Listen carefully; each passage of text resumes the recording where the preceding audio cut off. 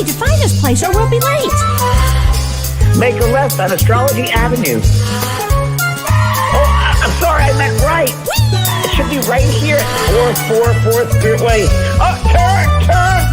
It looks like Renee. Yay, we're on time. The James and Kellee Show. Great, let's start the show.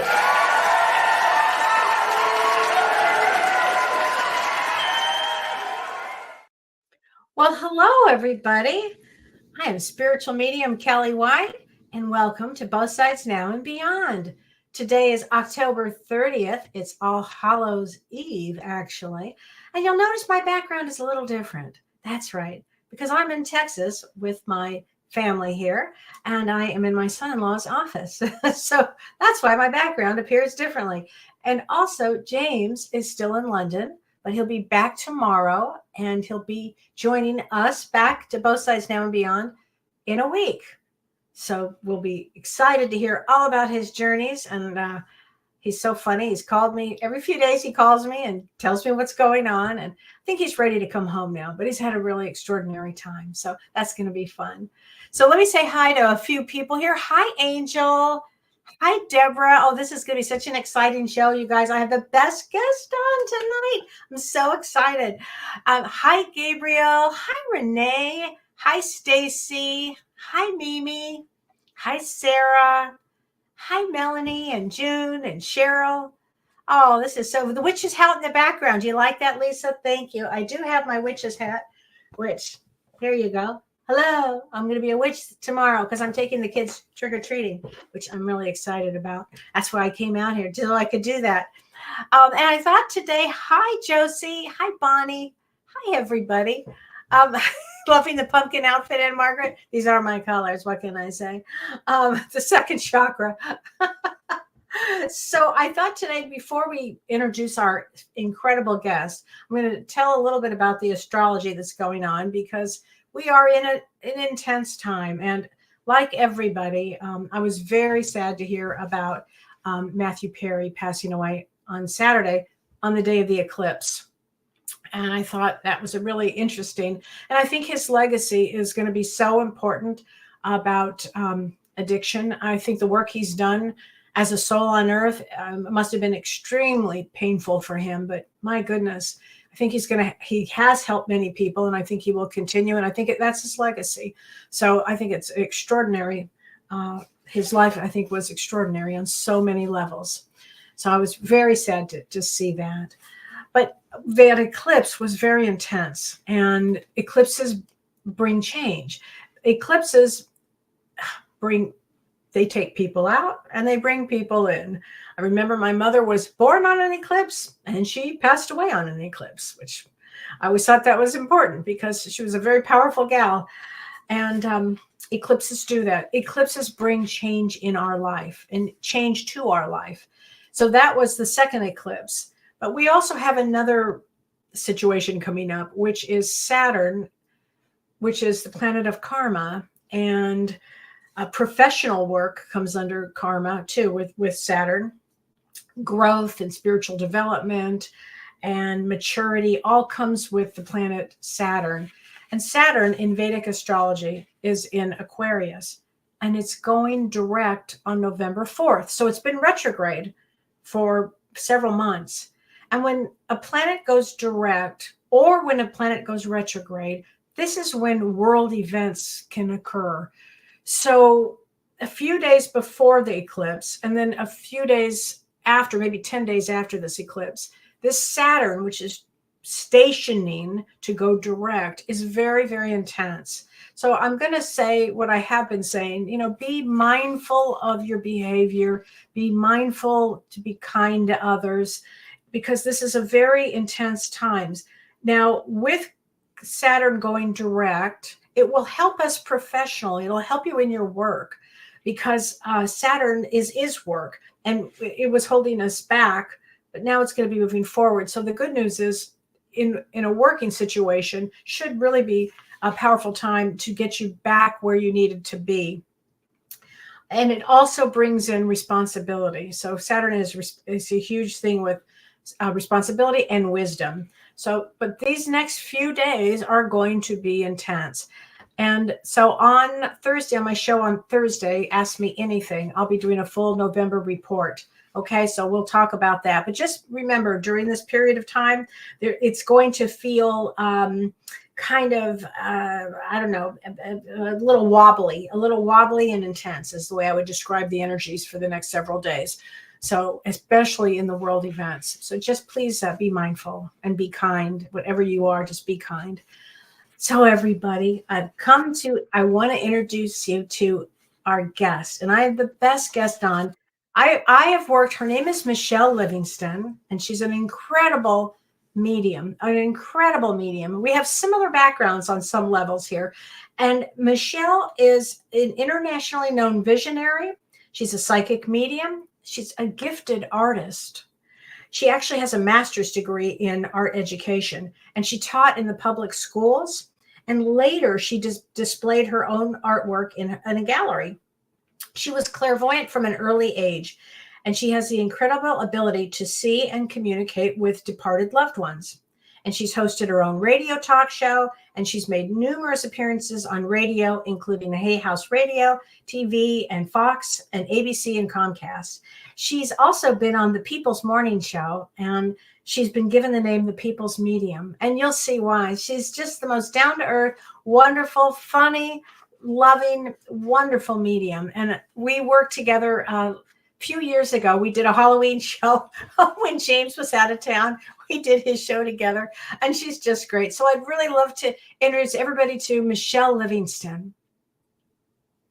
Hi, Michele. Look how pretty. What a great background you have there. Is that just stunning or what? Our maple trees in the backyard. It's a big photo beautiful. of our maple trees. It's 9 o'clock here in Pennsylvania, so I'm not sitting out back. But still, I had to bring some of the outdoors in. Oh, I love it. I think it's so great. And you know, Michele, when I was reading your book, and I just want to talk about your books just before we go anywhere. Michele's written many books, but one of her books is Living in the Afterlife.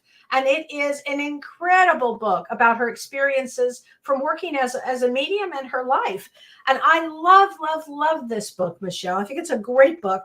And one of the things that you talk about in it is your experience with Mother Mary. And I know we're going to do a Halloween show, but I was so curious about your experience with Mother Mary.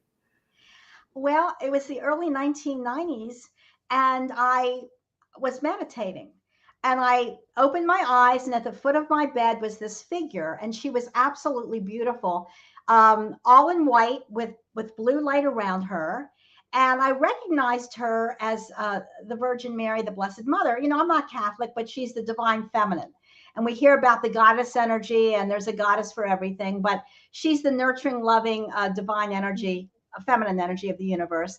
And she put her hand out and said, I want you to paint 12 paintings of my healing energy, of my essence. Let's put it this way, of my essence. And, you know, I said, why me? I'm not Catholic. And she said, neither am I. Which I thought was kind of cute. It gave me validation to go ahead and do the paintings. It was a 5-year project, Kellee. Along with the 12 paintings were meditations and prayers and lessons. And the archangels came in. And my wonderful husband, just see if I can do this right. Visions from Mary. I love that. That's the name of the book. I love it. Yeah. Anyhow. But I think it's so fascinating because my background, also, I had no religion in any of this. And I started I didn't see Mary, but I saw Jesus and I saw Archangel Michael. I had no religion. And I thought that was an interesting thing that you and I both as mediums had in common. Yes, that is true. Yeah. And it's spirituality. It's not. Yeah, exactly. So it was a beautiful event. And 5 years later, Visions from Mary came to be, the book. And she appears every now and then. She really does. And has this beautiful, healing, peaceful, tranquil energy. So thank you for mentioning her. Wow. I just love I love this because, again, you know, as mediums, a lot of us don't come from a religious point of view. We just come from a spiritual point of view. And I think that's so neat. People are loving this. Comes to me speaking words of wisdom. That's right. That is right. Okay. How long have you been a medium? It's over 30 years.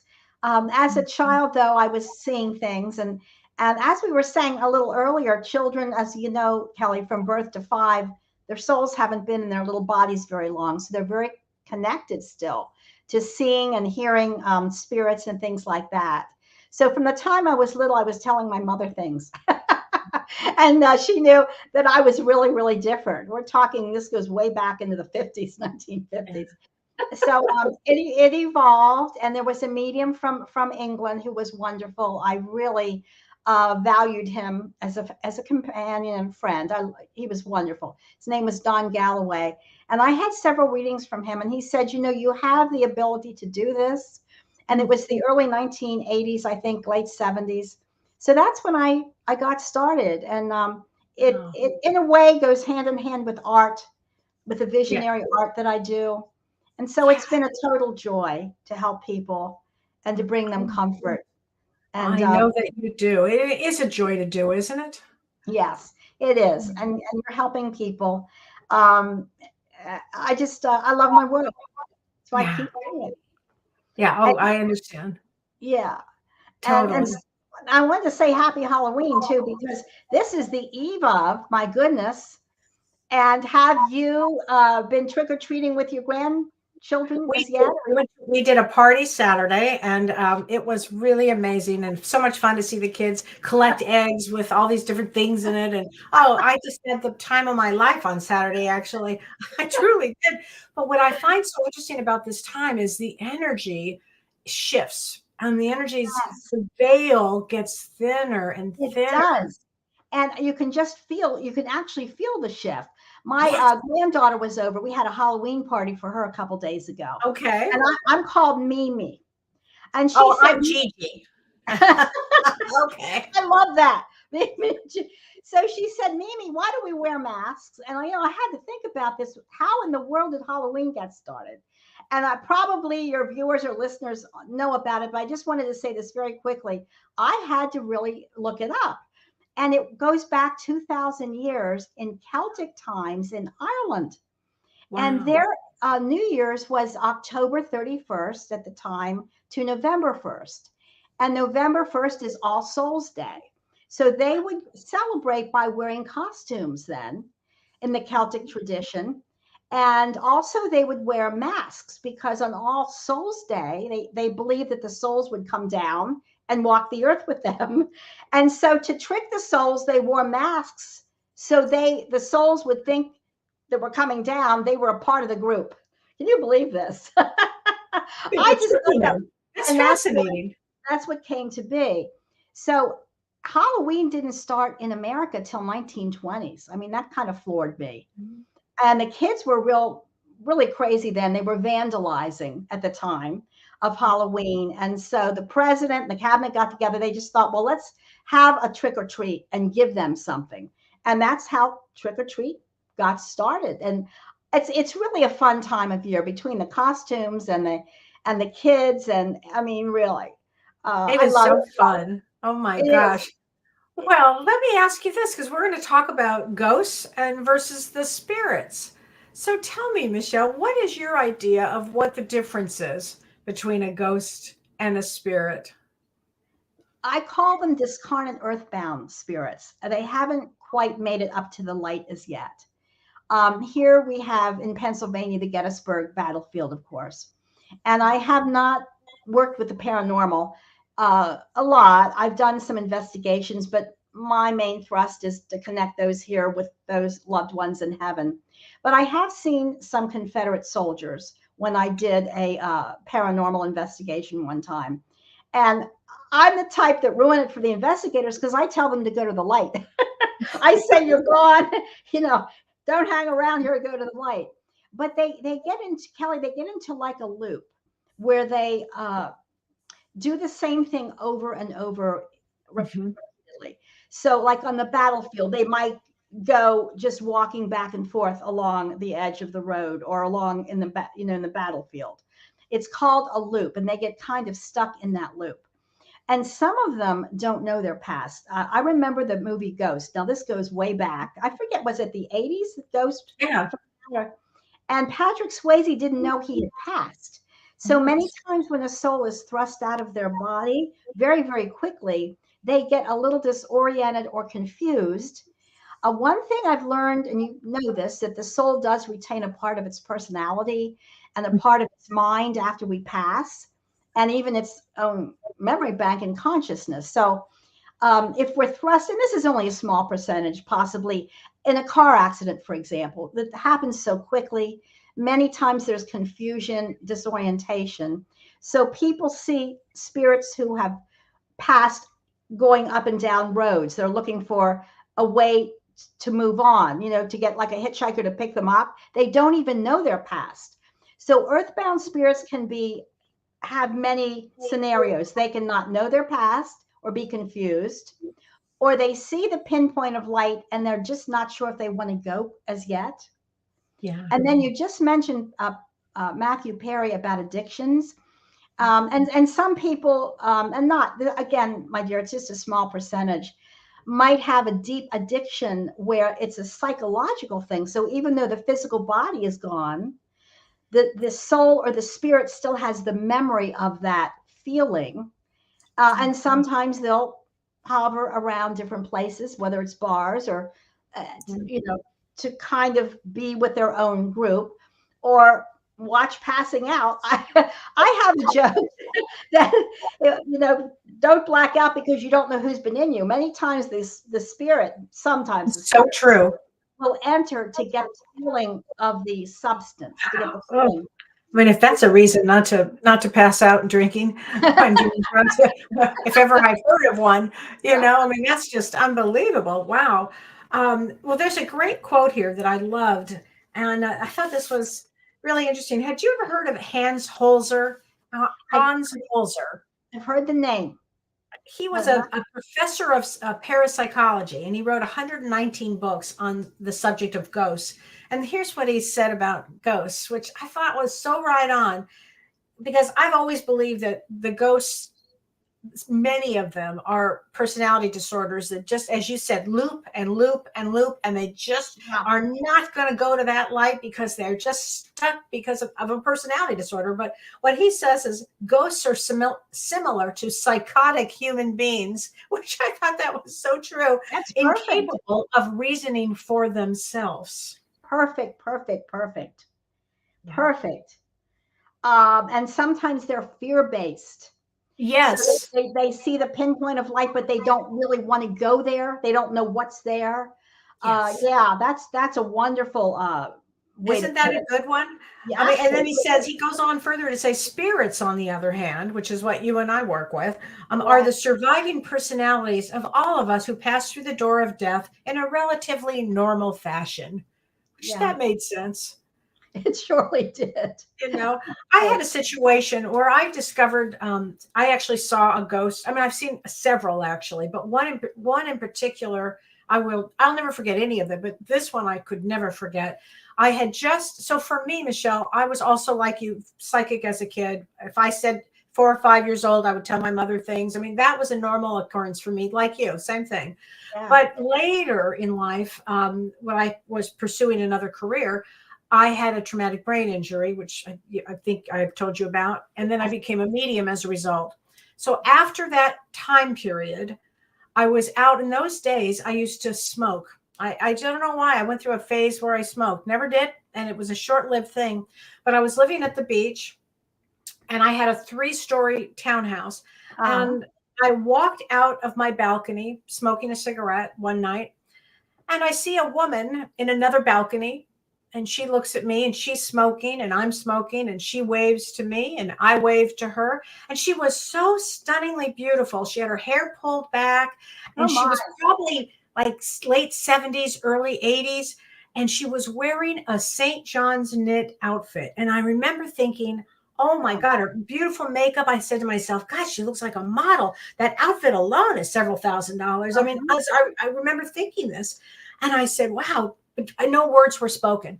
The next day, I went out on the balcony. I'm smoking a cigarette, and there she is in a different St. John's outfit. Just waved to me. I waved back. Third day, same thing, different outfit. Wave. fourth day, fifth day. On the sixth day, my sister came to visit. And my sister said, "Oh, Kellee, guess what? They're selling one of the condos next to yours, in the next building." She said, "Let's go check it out." I said, "Oh, I'm excited. I wonder maybe if I'll run into this woman, So I go with my sister. We walk into this beautiful condo with this balcony. And I said, "Oh my God, I know the woman that lives here. She's in the St. John's Knit." And the whole house was boarded up and, they were selling the house. And this man came out and I said, "Where's the woman who lives here? She's always wearing those beautiful St. John's knit. She's got this makeup and she's just stunning. I'd love to say hello to her." He said, "Well, that was my mother, but she died 9 months ago." And I said, No, I just saw her. I've seen her every day this week in these different outfits. I can tell you exactly what they were." He said, "Lady, my mother died 9 months ago." And I turned around and there were all of her clothes. All the St. John's knits. She had been a model and she had smoked. And I can tell you, she did not want to go. She loved those clothes. And then after that, I never saw her again. And I said to him, "What are you going to do with these clothes?" And he said, "Well, we're donating them." And I think that either satisfied her or something. And I never saw her again. And I have chills as I tell the story. It was a phenomenal moment because I saw her clearer than I'm seeing you. Do you think you smoking brought her closer to you because she was smoking? Do you think that was absolutely I never thought about that. Good point. Yes. And by the way, I never smoked after that. I was done. That did me in. I got cured fast. That's a great story. But you're right, though. I think the smoking did bring her in, or with me. It's the energy of what we're doing attracts their energy. It magnetizes them to us. Wow. But she seemed like a nice ghost, a good one, or a spirit. Yes. But I've also seen them where I can literally see them, and I used to be naive. Go to the light, go to the light. They'd look at me, and they would do what you said, and I've never heard the term loop. Yeah, they get kind of caught. And they keep doing the same thing over and over because they don't really realize that they're passed on. They just keep going through the same scenario, especially in Gettysburg, and I'm sure many other places as well. Oh, especially where they're energetic. As James would talk about in his book, Unfinished Business. Right. Some of them actually have that unfinished business. And in the South, in the Civil War, that was really traumatic. It was traumatic. And they all were out of their bodies so quickly. Gettysburg, the war was only 3 days long. And there were so many thousands on the front lines killed. And this is why there's been so many hauntings there. Even though that was way back into the 1800s, think about it. There's no time once you're out of your body, there's absolutely no time. Time's man-made here in this dimension, as we know. And true. So there's no such thing as time, so they could just be hovering around. Yeah, they're caught, basically caught. They're caught. And so this is from Renee Hounsel. Renee says a ghost is in the mental body and maybe the closest to the astral plane. Can it also be an energetic impression from a traumatic death and not actually the soul, but the energy of the experience? That could possibly be. Although I've actually seen them, and you've seen them too. You have? Yeah. I have. Oh, yes, I have for sure. And you've seen them too. Yeah.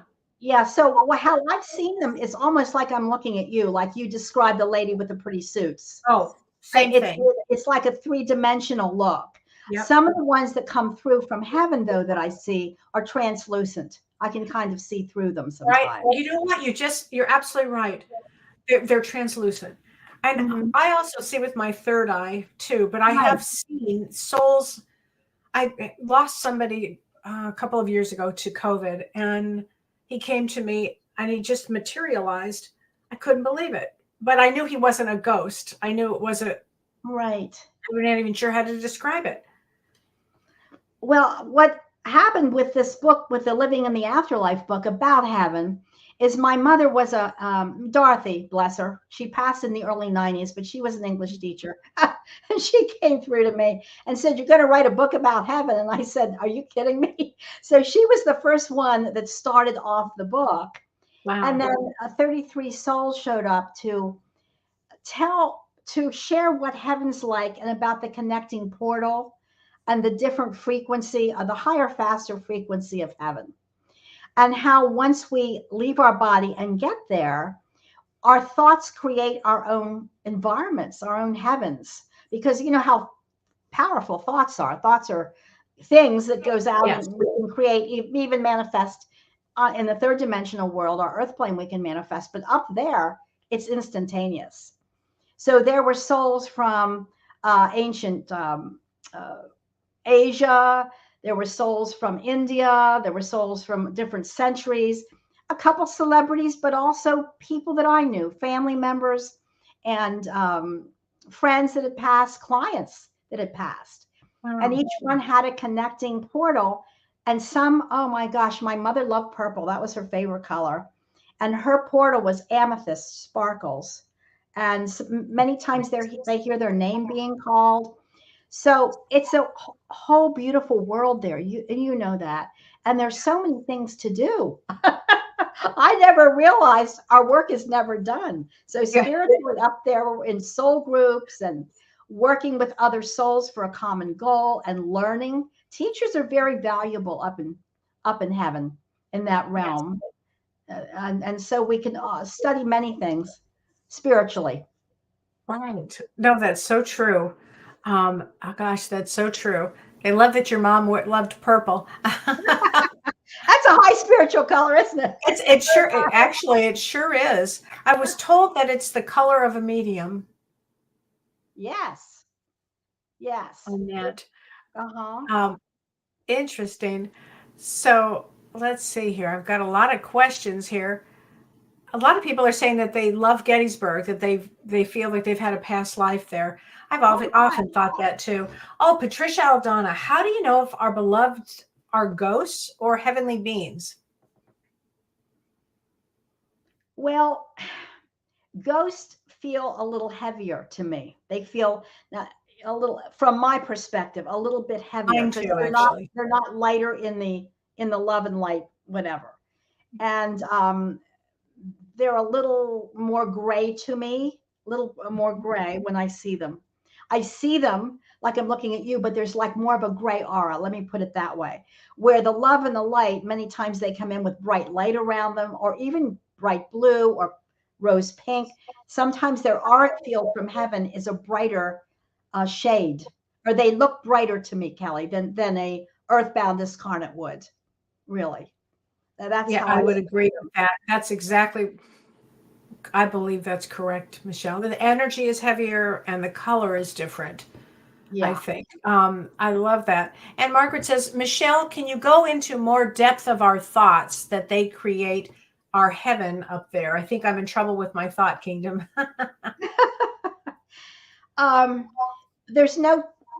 Think of the earth plane, the third dimensional world, as dense and heavy. And we don't use telepathy here. We have to verbalize every thought, which takes longer. So when we get up there without the physical, when we shed the physical body, everything becomes faster and higher in frequency. So we work telepathically with other souls. They can read what we're about to say. And so we have these vast conversations very, very quickly. And also everything we think, we create almost instantaneously. So if your grandfather loved to fish, I mean, if that was his main relaxation, he'll create a stream and he'll go fishing for a while. Remember, there's no time up there. Some people like to create nature scenes or mountains or even homes. I mean, you can create what you want, but that gets a little bit tiring because the soul wants to move on and evolve spiritually. And this is where the teachers come in to help us. So that's a good question, Anne Margaret. Thank you for that. I have a lot of friends that were huge golfers that when they passed, they would come to me all the time about the golf. They loved the golf. Here's a good question, and this is from Tanya Spencer Mays. She says, what are your thoughts on Ouija boards? I would not go there personally. I've known many. Right on. I feel the same way. You know, now we're talking about discarnate spirits. Discarnate spirits need an outlet many times. And so they can attach to a Ouija board and give you wrong information. And you're opening up Pandora's box. You really are, because you don't know who's communicating with you. You have no idea. Even if they say Tom, Tom, who in the world's Tom? He's probably an earthbound discarnate that wants attention, so they can give you wrong information, right, Kellee? They can give you really information that's not for your highest good. I couldn't agree more. Oh, I could not please agree more. I am not a fan. I wouldn't want one in the house. I'm not a fan. Don't do No. Ouija boards, people. Please, please don't. No. I'm so glad you feel that way. I strongly agree. You call in the protective white light before before you do a reading, and I know you do too. You call in the protective white light, you clear, that only those for our highest good come through, really. Because we're just conduits, we're just go-betweens. And I always pray for protection. It's like, please let those for our highest good come through. Right. Right. It's so true. So Jen Gurney says, with ghosts being stuck in a loop, do they know that the changes that have taken place since they've passed, or are they stuck in that time pass? I think they're stuck in that past. Yeah, they are. They're stuck in the time past.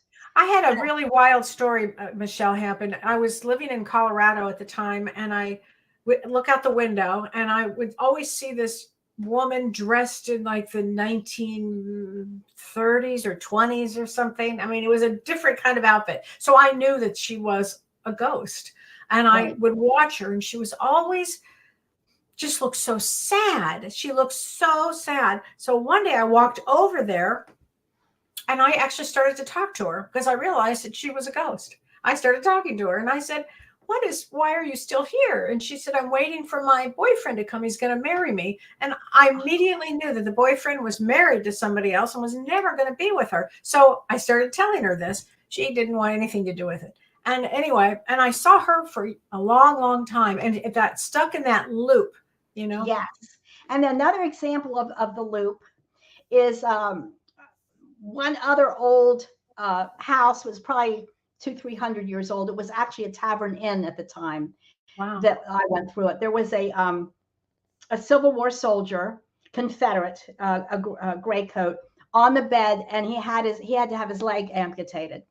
And I saw him lying there in gauze.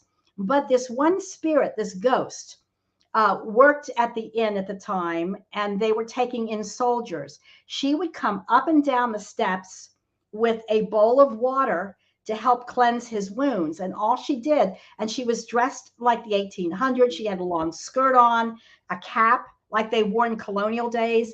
And I saw her. She just come up into the bedroom and lay the bowl of water down next to him, wipe his leg, go back down, bring another bowl of water up. See, the water had disappeared next to him. And this thing kept going on and on. So it's like a record being stuck. Years ago, we had the old, loalbums, or a CD getting stuck. It's just a loop. And that freaked me out. I really got to freak me out. Well, it does, because they're just stuck. Yeah. No, I couldn't communicate with them though. They were in their own. Well, that's the funny thing, is you cannot communicate with them. And it reminded me, that's why I always say personality disorders. If you're working with a total narcissist or total personality disorder, they're not going to listen. And that's what it feels like to me. They're just stuck that way. And I'm like, okay. That's so true though. Yeah. Yeah. It is true. It's just the strangest thing. Teresa Dillon says low vibrational spiritual tools. Yeah, I think they're very low vibrational when you talk about that. Jillian Lee says, I get a lot of dragonflies and feathers, and when she feels that those are probably spirits. When the spirits are around, we get that. Yeah. Or, sometimes winged creatures are symbols of the soul from heaven. You've heard the cardinals coming and the butterflies and the dragonflies. And I was on a radio show, the People's Morning Show, and there was another intern there with me who thought that his mother had turned into a cardinal, because I said, your mother's sending cardinals, and there was one tapping at his window, and I said, no, your mother has not turned into the cardinal. She's influencing the bird to fly to you, to say hello from heaven. So they Right. can influence these creatures, but they don't turn into them. Right. Exactly. Oh my gosh. That's so funny. That's so funny. She says, wait, Julie Musterman says, wow, we can definitely get stuck in loops ourselves. It's so true. Oh, Oh, here's a good question. This is from Marilyn McCormick. She says, do you feel ghosts linger in hospitals? Yes, I do. yes. And mental institutions, Oh, big big, time. big time. And yeah, yes, hospitals have actually a friend of mine went into a coma, Kellee, and it's like the near-death experience. You've talked about this, but when we're born, when the umbilical cord's cut, the soul cord, the invisible silver cord, kind of attaches to the navel. So when we astral project at night, the cord stretches, during and we come back in the morning, of course, when the cord snaps, we're gone. But in a coma situation, the cord will stretch and we're up out of our body. So we're looking down at our body. And I went into my friend was a psychiatric nurse, actually, a psychologist, and her daughters called me in because she was on life support, which had happened during surgery, and they wanted to know if they should let her go. And so I tried to telepathically talk to her because I know that actually hearing's the last sense to go, but also she knew I was there.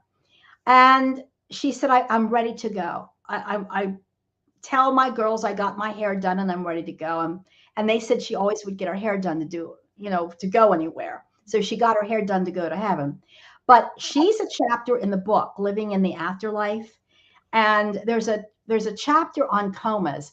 And she said there's more paranormal activity in the wing of a hospital where coma victims are than any other place in the hospital, because they're still attached to their body and they're hovering. They can go up and down the halls, but they're not free to let go. So it's up to the family whether they want to keep them here. That's a free choice and free will decision. But they really do want to go. Most of them, or a lot of them, do want to go in that situation. So I just wanted to bring that in. I thought that was interesting. Oh, it's really interesting. And you reminded me that when I had I had 3 surgeries last year. And on my first surgery, I was in the hospital. And while I was awake, I was waiting for the nurse to come in and bring me some food because I was hungry. And this young boy appeared. He had blonde curly hair and he just put his face right in front of me.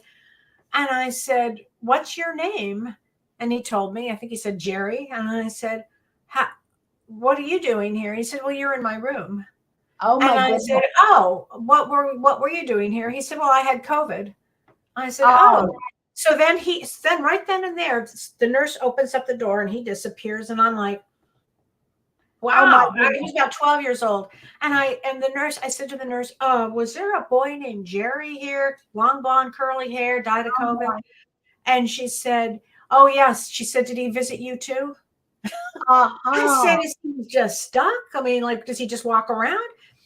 And she didn't know who I was or what I did. And anyway, it was a whole discussion. And I think he was looping now that I think about it. Yes. They would walk up and down the halls many times and Yes. look in rooms and come in rooms. And yeah, and also the mental institutions are, oh my, there's a lot of paranormal activity in those. Wow. Oh, here's a good question. This is from Walter K. He said, is there a period of adjustment where a spirit who's just passed learns to access memories without the body? There is a period of adjustment. A lot of people say it takes 3 days for the soul to totally release. Some souls even are at their own memorial service or celebration Oh, of life. yes, absolutely. But the higher, faster frequency is so light and airy. We can float, we can fly, we can go through objects. So many times for the first few days to the first week, we're coming and going to see how our loved ones are. We have 1 foot here and 1 foot up there for about the first few days to a week. And then we finally get used to the higher, faster frequency, and we're able to create through thought forms, and we meet up with our soul groups in heaven. The other thing we go through is a life review. We can never run away from ourselves. We're not judged by this angry creator. We have to look at our lives objectively to see if we've learned our soul lessons and how kind we've been and compassionate. So there's kind of a hologram that forms around us, and we view our first breath to our last, and we are asked, what do you have to show yourself for your life? Were you compassionate? How did you love? So it's called the life review. And that I learned too from these many souls that came through with living in the afterlife. But that's a great question. And everybody, I guess, is slightly different. Like mediums might be more open to, hey, I'm here. I've left, I'm up, I'm ready. So people have different ways of thinking and different attitudes and personalities. So it's really not cut and dry. But I would say most of the time when they're heading up, they're adjusting. And in our earthly time, it would be a few days to maybe a week or maybe 2. And the longer they're up there, the more they get on with work, spiritual work. Now, my papa passed when I was 13 of brain cancer. And he was around me big time, for the first few weeks, I remember, really back then. I was only 13. But as your parents married later in life. Pardon? Your parents married later in life. My father was 50 and a bachelor. My mother was 45, and she had a fibroid tumor. And they said, you can't get pregnant. Go and enjoy your honeymoon. And when she got back, they didn't have ultrasound then. It was 1951. They said there's something enmeshed in your fibroid tumor, and we think it's a baby. And you really shouldn't. You're going to die. You shouldn't go through this pregnancy. She had a vision of me. She had a dream of me out in the universe and saw me and said, I must have this child. And it was my papa. I was my papa's only little girl, but I was born with a club foot and a curved spine and almost needed braces, back braces and leg braces. But it took them 19 hours to cut me out of the tumor. So I probably didn't want to come down here. Well, a lot of us don't, but I had the will to keep going, Kellee. And they were older parents.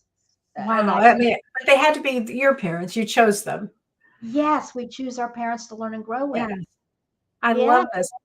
So Barb Gilbert asked a good question. She said, are souls the same in heaven as they are on earth? An example is Queen Elizabeth. Is the queen still a queen in heaven? Such a good question. Probably currently, I'd say yes. Yeah, she's probably wait. I've got my green screen. Probably but her personality would be retained. Her mind, in a way, would be retained. Her mannerisms and her consciousness would be retained. As some time period, not for eternity, probably. No, because we reincarnate. I believe that. So parts of the personality then dissolve and we have this new personality. But while we're up there, we retain, the one we just have left. Let's put it that way. Right. More than all the other facets. We retain that for a while until we reincarnate.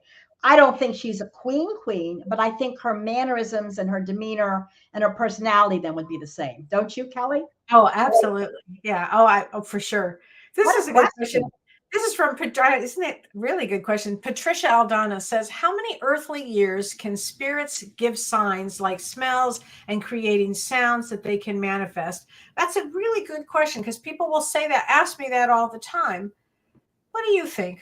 Well, what I think is, and again, as we have time down here and there's no time up there, for the first few years, and people have said this, I see, I pick up feathers, I find pennies and dimes, I smell my mother's coffee in the morning. There's so many ways to perceive the spirit.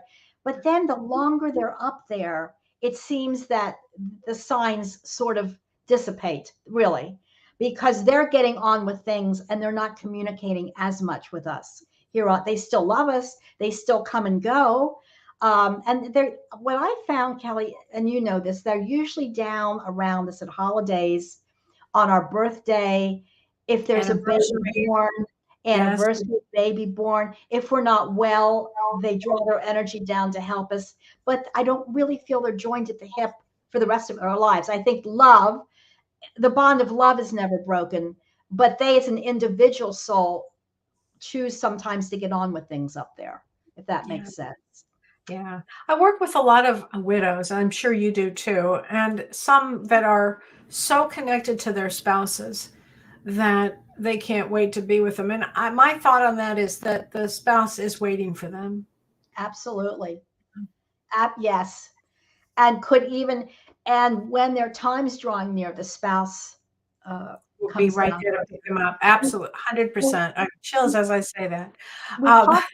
We talked about children, but the same thing with dementia. Let's talk about that. Yes. The soul is, when the soul is firmly implanted in the physical body, the person's more lucid. They either remember you or talk to you or talk about events. When they are staring up or out or babbling or they don't recognize you, again, the soul is hovering above their body. But when they're lucid, they might say, I saw dad, this morning, and he came and he talked to me. So that means they're getting ready to make transition. Yeah. And Peggy Johnson says, what about our parents? Will they wait for us?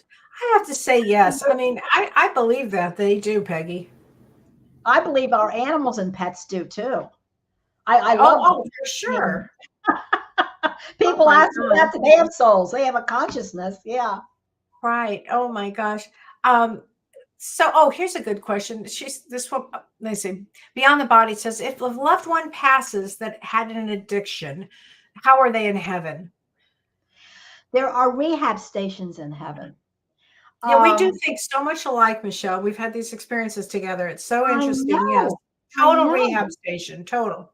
So Matthew Perry, I guess he was over his addictions, but he was with them, addictions, oxycodone, for many, many, many years with alcohol. So there are, believe it or not, rehab stations where a soul that's tired and weary finally gets to the light. Yeah. But because of the life review, sees what it has to do to progress as a soul. It's loved up in heaven. But yeah, there's counseling that happens to totally psychologically get over the feeling of it. Right. And especially if somebody's been through some deep trauma too. Yeah. I mean, there are places and souls that work with these souls that have had these kind of situations. And there's no condemnation with taking your life. It's a choice. Right. It's a choice. And again, some of them wonder, but angels come down or loved ones come down to get them up to the heavenly realms. So yeah, there's different scenarios here. Different scenarios. And yeah, Julianne asked what about those who die from suicide? I mean, it all depends on the situation, I think. Yeah. Yes. I mean, Carrie Luke says, if my daughter in spirit reincarnates, does that mean that I lose her spirit as my daughter since she has moved on? I don't think that souls reincarnate that fast. Do you? I've never thought that. No. They wait for us. I don't think they go that fast. Yeah. They may come as a great grandchild, maybe down a generational line, but they're still doing work up there. I don't think that happens that fast. Right. Susie Everett says, I like to take a walk and read headstones at a cemetery. Do spirits walk around there and see me? Yes. Yes, absolutely. I've done readings where there was one lady that what's the black and yellow team? Steelers. Is it the Pittsburgh Steelers? I guess their colors are black and yellow. And she would go to her dad's gravesite, and she'd always see a swallowtail butterfly who's black and yellow. And he was a Steelers fan, and that's how she connected the dots, knowing that he was saying hello from heaven. So yeah, and some of them say, don't even come there because my remains are there, but my real spirit is up in heaven. I'm not there anymore. Just my. So do you think ghosts get stuck there, like somehow? The energy. Yeah, it could be too. That could be.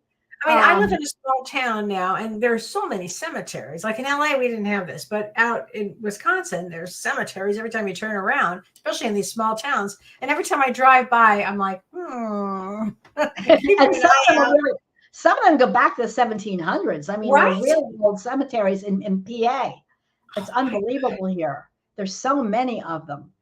I think maybe, I don't know if they can't leave a cemetery. I think when you maybe visit them, it pulls their energy down. That's true. That could happen too. Yeah.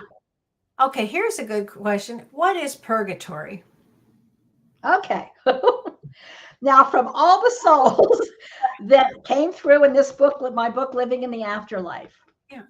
Which is a great book. Everybody needs to get this book. It's fabulous. Experiences from the Soul Place. It's a great book, Living in the Afterlife. And you can get this on Amazon too, right? Yeah, on my website. But there is something called the gray area. As far as not one of the souls have mentioned hell, I'll be honest with you, not one of them has said it. But there is a gray neutral area where souls that commit heinous crimes, like Hitler, for example, or Dahmer, or I don't know, they tend to wonder because they don't believe in anything. They don't believe in an afterlife. And they have to be rehabilitated before they can move on. Mm-hmm. They don't last. I mean, they're not there forever, but they wonder and they walk through each other. It's really kind of eerie, and it's gray and misty. And several spirits have told me that. Now, they don't all go there, but a percentage do that are murderers and, like I said, heinous crimes. But so that would be considered purgatory, that kind of a gray area. The gray area. Yeah, I would say so. Yeah. If you don't have a physical body, you won't feel the intense pain of hell, I wouldn't think. I mean, it's just something I don't know. Yeah. So there was one story. I'll just tell this very quickly.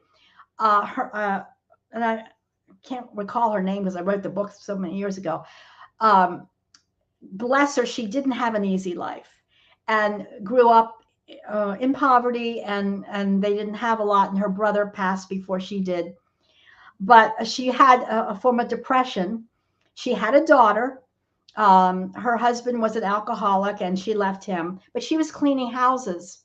And one day she just couldn't take it anymore. And it was on a farm, and she went and got a shotgun, and she ended it all. And she said to me that she wandered the farm for 5 years of earthly time. And the animals saw her. The horses would get excited. The cats, the dogs animals can see spirits. And an angel came down, a being from heaven, and said, you've been wandering around here for a long time. You need to come with me. We got to do some work. And she said, I don't want to work. I've worked all my life and I'm tired. So he finally coaxed her to come up. And there she was able to get through her life review and see the scope of her life. It took an angel to do that. Or some special energy. Yeah, a special energy would come down to try to help her get to where she needed to be. Now, that's just a rare case, but it's very emotional, her story. I mean, I was actually in tears when I was writing it. I never even met her, but she appeared and she told me how she got up to heaven and everything. And she sends love back to her daughter on Earth. And her daughter. And she was one of the 33 that came to you? Yeah, she was one of the ones that took their life. And so that's powerful. Yeah. And they don't all wander around. Some go to the gray area and then they go up, whatever. It just depends on the situation. She didn't know any better. She had no concept. She just wanted to remain. She was probably in the loop, just going back and forth on the farm until finally he coaxed her and she got up there. It's an interesting book. It's really, I mean, that's just a great story. Unbelievable. Wow. Gosh. Okay. Here's another question, and we'll take a couple more questions, and then we'll get it. The show's going so fast. Diane Schutz says, my deceased parents came to me and apologized to me for the way that I had been raised, this is what happens too, right? I mean, they will do a life review themselves. Yes.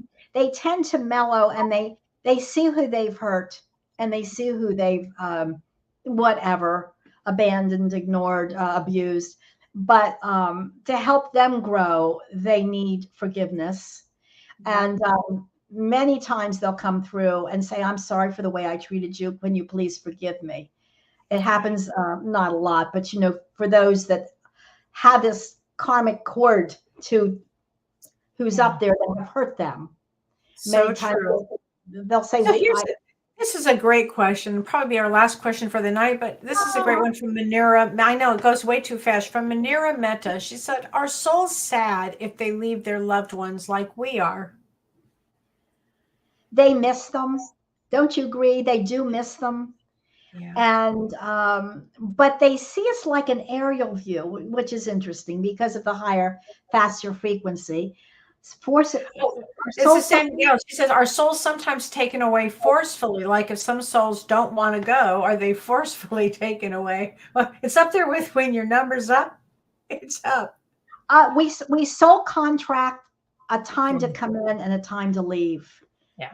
And usually we go within a day or two of our designated time to go. Okay. So you hear of 3 teenagers in a car and there's an accident and 2 pass and 1 stays on Earth. The ones that pass, their timeline is up and angels cannot save them. The one that didn't pass, the timeline is a longer timeline. So I feel we soul contract a time to come in, but we consciously don't know it, but our soul knows it. Our soul and sometimes we have an idea, or a mother might have an idea where they'll say, you know what, I don't, it's a funny kind of a connection. But absolutely. Yeah, I mean, it is interesting because if you think about Matthew Perry, he sent a lot of odd, like, I don't know, Twitter notes or Instagram things or something, really odd ones. And then he passed away. It was just kind of odd. And you hear people writing wills out of the blue. Like they'll just say, it's time for my will. And they'll write a will and then they pass. That's very true. That is a huge one. Yes. Yes. It's almost like we wake ourselves up on something like that. Yeah. It's the soul mind. Wow.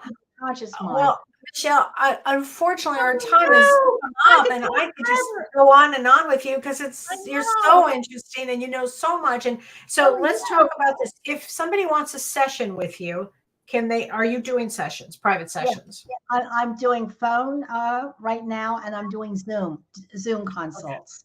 Okay. And so they can reach you on your website at michellelivingston.org.